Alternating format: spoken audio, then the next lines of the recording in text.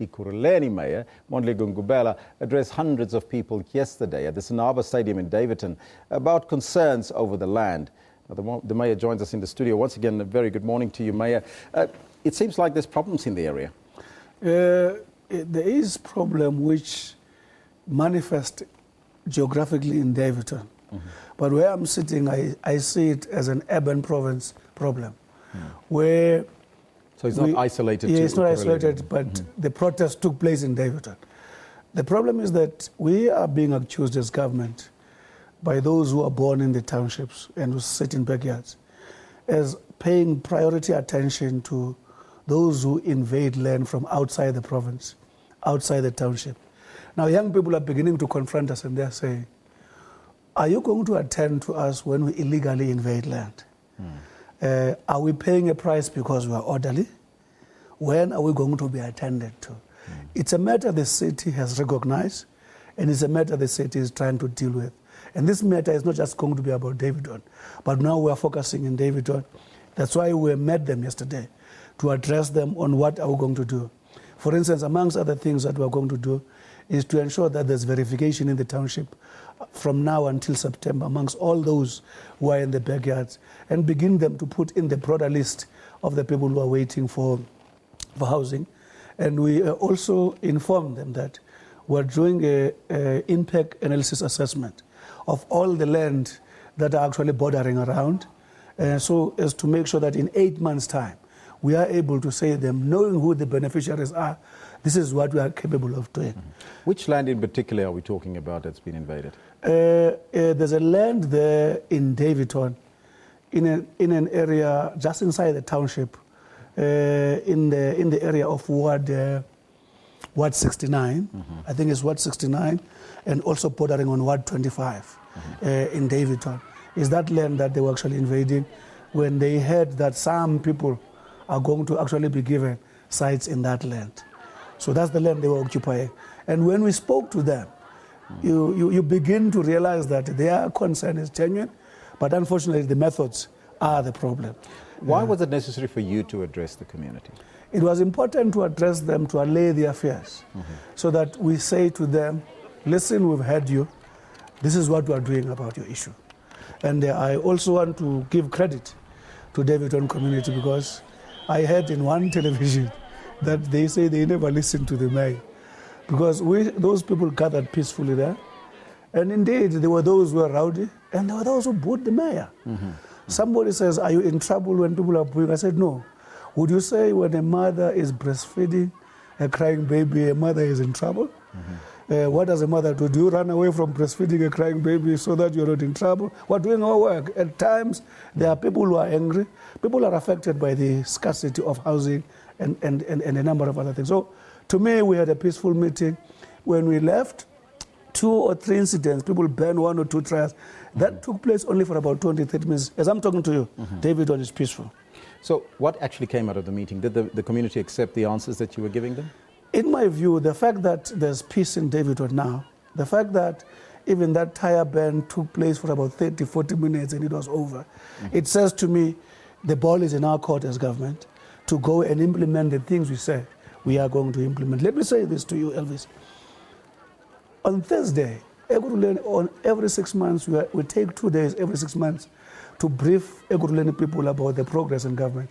In the very Daveyton area, after Monday protest, on Thursday, the hall was packed to the rafters. People were listening to government, and a number of people stood up there and gave credit to government on a number of things that we have done.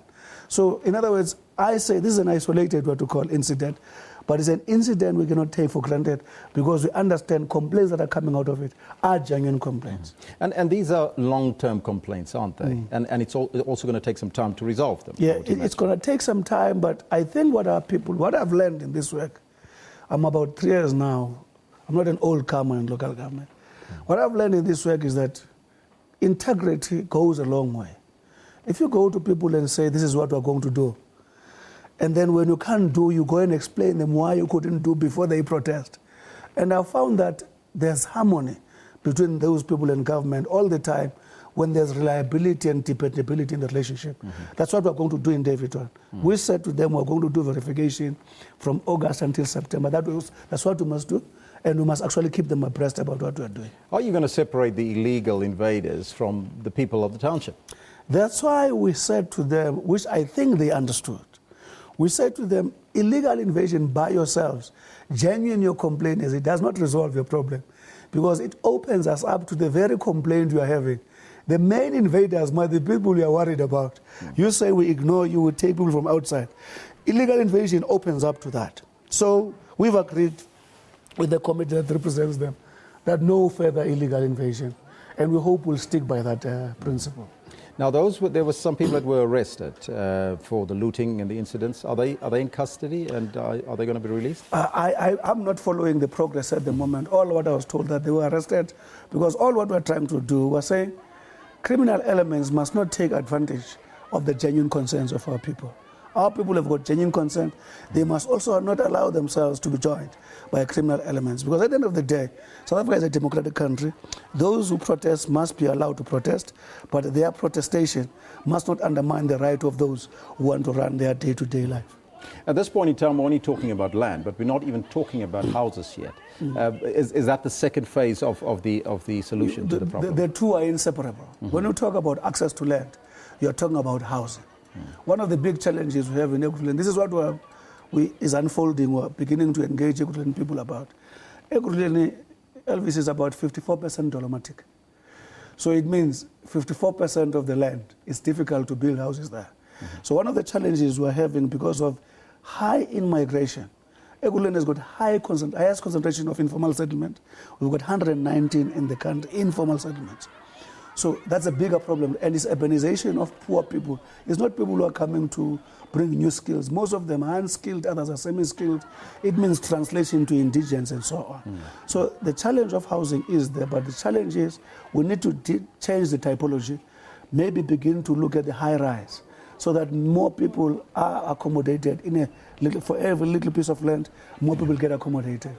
Because if you go horizontal, the land will not be there anymore in a short space of time. Now, what's the way forward, really, Mayor, for other municipalities in a similar position like yourself? All I'm saying, no one must see this as an Ekurhuleni problem. All of us must begin to find that healthy balance. I guess it may happen that in some municipalities they don't have this problem because they are doing that balance. But I'm convinced that it's not the only municipality that is going to face such a problem. But I can imagine that also on the ground there's a problem, because there's always a relationship between the communities and the ward councillors. Did you find that there was a sort of a gap between the two? You know, the worst thing, Elvis, in South Africa you can be is to be a ward councillor. A ward councillor gets blamed for houses that he is not responsible for. A ward councillor gets blamed for providing land which he is not responsible for. Some of these things, for instance, housing is mainly a provincial and national responsibility, but we are doing it with those spheres of government. But we don't go to committees and say, no, it's not us on this. For instance, there's what we call accreditation. There are certain functions that local government could not do in the recent years in building houses. Now there is a delegation of those powers. That process has not been finished, so that municipalities can be fully responsible for delivering those houses. But our attitude is that there's one government. You will not go to committee and say it's national or provincial government, because why should you tell our people that? Because we are one government. All I'm saying is that to be a ward councillor is one of the thankless jobs in South Africa. That's why I always make sure that when there's that problem of a ward councillor, you jump in. Because more than 80% of the problems they are being hit for are not, they are not responsible for. Of course, they've got a duty to communicate with community. They've got a duty to explain. Also, as government, from the administration side, we've got a duty to equip ward councillors to be able to give answers readily when the community wants them, so that they are not the exclusive targets of these, what you call, of these... So what you're saying is that the ward councillors are actually powerless? Or are you capacitating them? A number of them are powerless. Of course, there are culprits. There are culprits. Not all of them are holy. There are those who are in trouble because of their own behavior. But generally, I think their job is a thankless job. We have a duty to protect them. Mayor, thank you so much for joining us here on Thank you so much. That was the Mayor from Ekurhuleni, Mondli Gungubele, in studio with us talking about the recent protest in Daveyton.